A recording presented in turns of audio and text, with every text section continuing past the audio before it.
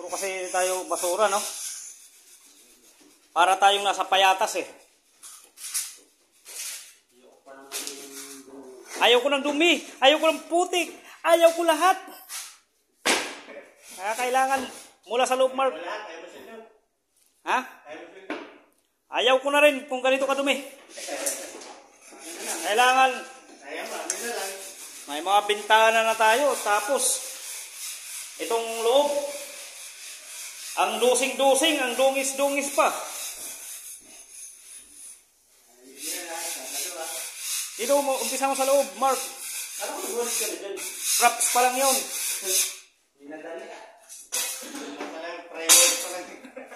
Kung sa pintura pa, primer pa lang.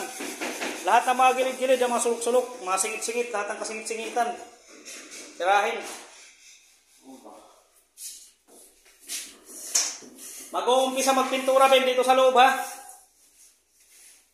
Palabas na para kumpleto na lahat. Wala na tayong babalikin.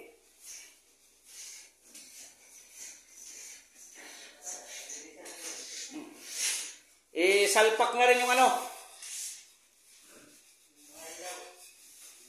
Ilaw, salpak na rin yan.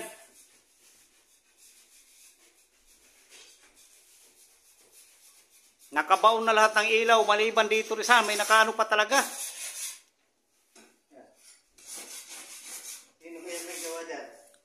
Sigurado naman ako yan. Op! Mayroon pala itong karimari-mari mo. Bukol. Malamang ikaw.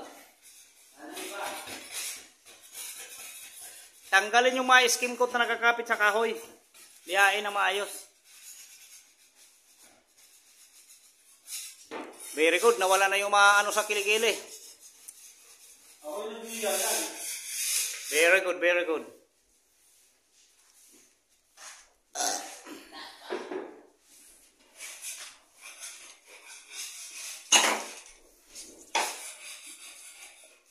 Prepare na rin natin yung ano, shower. Yung shower head. Kabit na rin yan bukas. Umaga.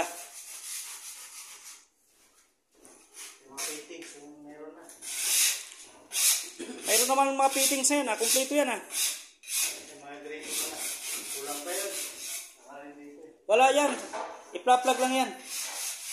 Gripo dyan, naka-plug lang. Basta, abang lang kasi yan. Itong ano na to, itong orange na to, putulin yan sa baba. Ha? Wala. Hindi naman kasama kasi yung lababo na yan eh. Abang lang yan, abang.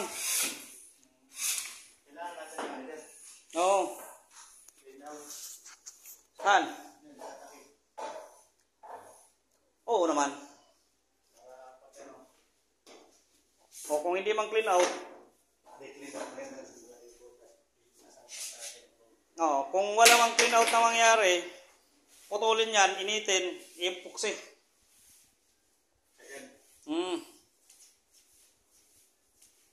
Saan yung brush? Yan, ang kailangan dyan, panlinis brush. Sa mga singit-singit. Gamit na? Gamit na?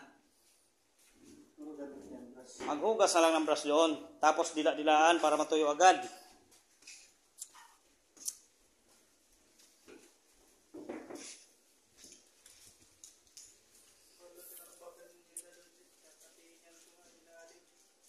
Hindi, sa ibabaw muna.